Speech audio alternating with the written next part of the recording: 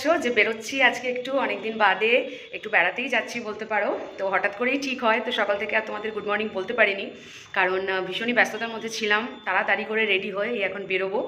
তো চলো সারাদিন থাকো আমার সাথে, কি করছি না করছি সবটা তোমাদের সাথে শেয়ার করবো। Tata tata.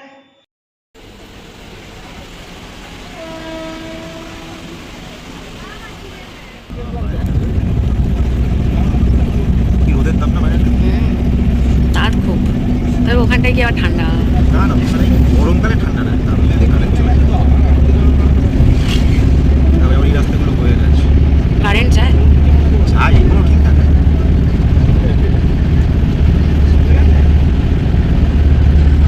মামি বলেছিল যখন সর্ষে হয়, সর্ষে ফুল সেই হলুদ ওরা হলুদ, শীতকালে তখন আসতে বলেছিল, তা আসা তো আর হলো না।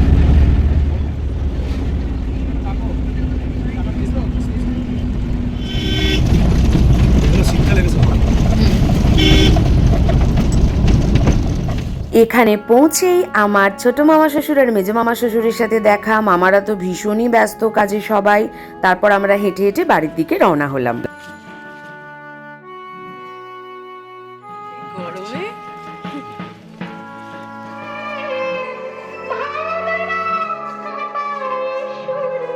এটাই হলো আমাদের বাড়ির সেই শিব মন্দির।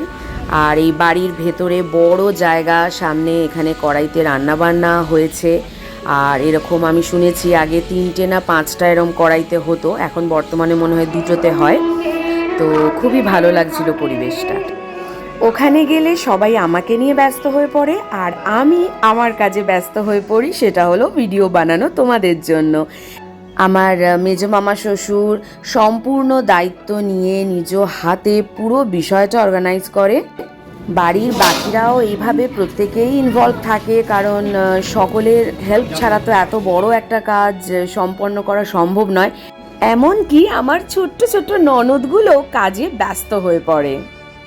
যেহেতু খুব কম যাওয়া হয়, তাই আমি গেলে ওদের গল্প তো আর শেষ হয় না। আর সত্যি খুবই ভালোবাসে আমাকে, মানে একটা অন্যরকম মানে পরিবেশ। তারপর আমরা সবাই মিলে গেলাম আর কি ভোগ আনতে।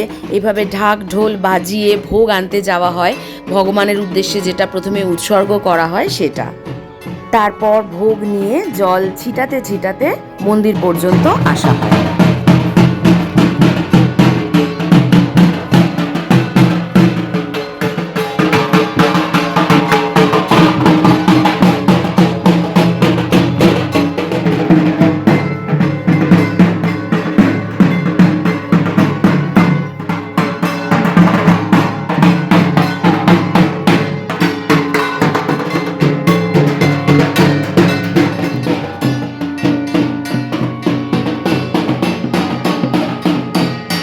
এবার প্রথম ধাপের প্রসাদ সিন্নি আমার হাতে এসে গেছে। বড় মাসি শাশুড়ি মাও খাচ্ছেন প্রসাদ, আর এখানে ভগবানকে ভোগ নিবেদন করা হচ্ছে, ঠাকুরমশাই নিজে হাতে করছেন। ওম নমঃ শিবায়।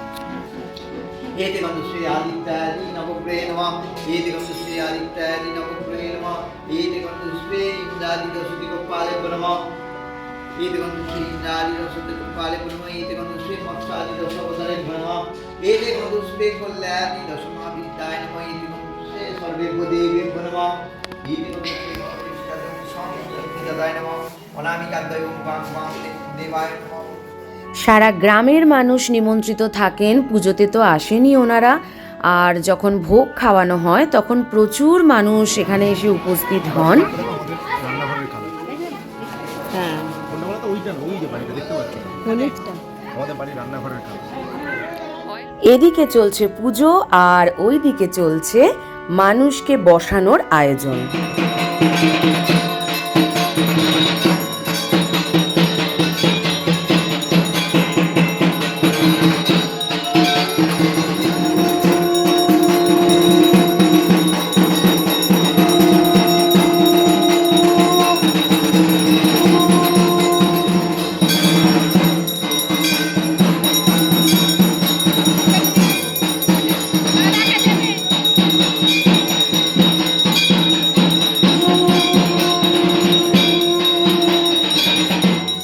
পুজো শেষে এবার এই ভোগ সম্পূর্ণভাবে মহাদেবের উদ্দেশ্যে নিবেদন করলেন ঠাকুরমশাই।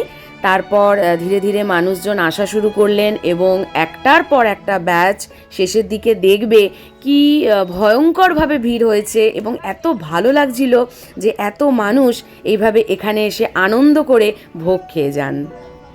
ওনারা খেয়ে তৃপ্তি পান আর আমার শ্বশুরবাড়ির মানুষরা ওনাদেরকে খাইয়ে তৃপ্তি পান। প্রত্যেক বছরই একইভাবে চলে আসছে এই অনুষ্ঠান।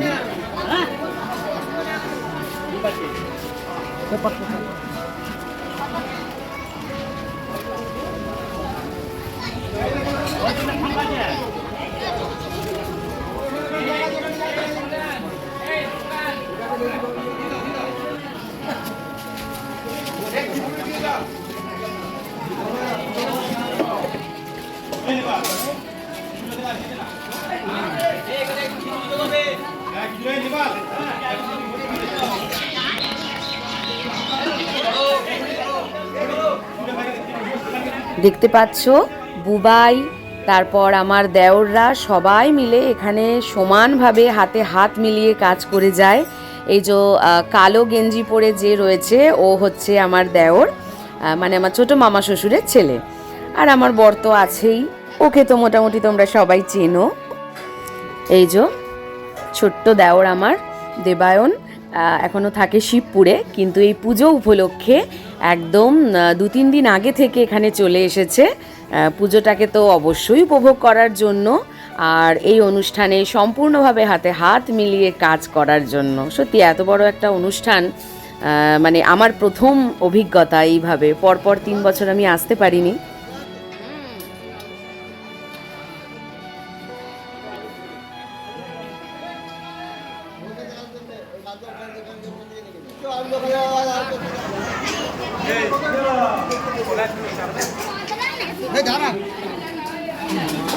আলুর দমটা দাও এদিকে।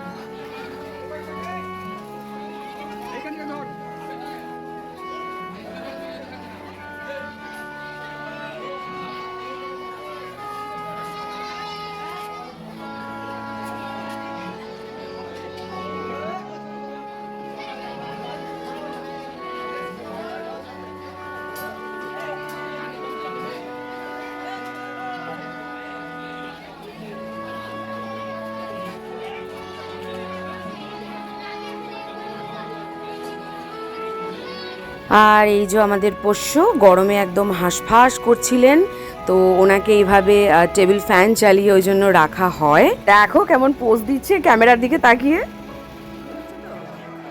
ও মাই গড, বুবাইয়ের অবস্থা দেখো, বেচারা একেবারে ক্লান্ত হয়ে ঘেমে স্নান করে গেঞ্জিটাই খুলে আমাকে দিয়ে চলে গেল।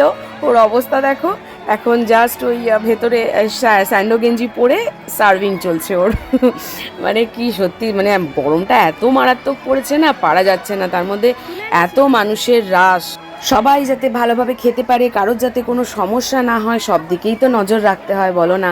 আর সত্যি ইয়াং জেনারেশন বলে এখন এরাই আছে, মামারা তো সেইভাবে এতটা অ্যাক্টিভলি আর পেরে ওঠে না, তাও পেরে ওঠে না কেন বলবো, মেজো মামা শ্বশুর ছোটো মামা শ্বশুর যথেষ্টই অ্যাক্টিভ, সকলেই অ্যাক্টিভলি কাজ করছে। কি বলবো, সত্যি আমার এটা প্রথমবারের ওই যে বলছিলাম অভিজ্ঞতা। আগে এলে হয়তো আরও ভালো লাগতো, কারণ আগে শুনেছি আরও নাকি অনেক মানুষজন আসতেন, বাট কি করব, বিয়ের প্রথম বছর আমরা হানিমুনে ছিলাম তখন, আর তারপর নেক্সট ইয়ার আমাদের বাড়ির কনস্ট্রাকশন চলছিল, আসতে পারিনি। বাট এইবার আসতামই, বারবার ওরা বলে, প্রত্যেকবারই আসতে বলে।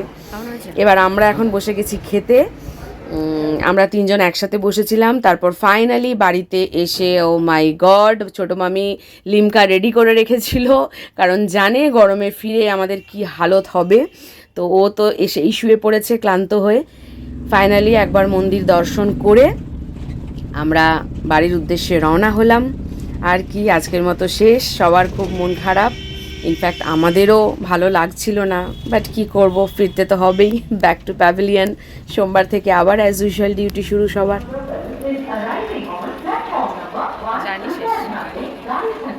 ভিডিও কেমন লাগলো তোমরা জানাতে কিন্তু ভুলো না।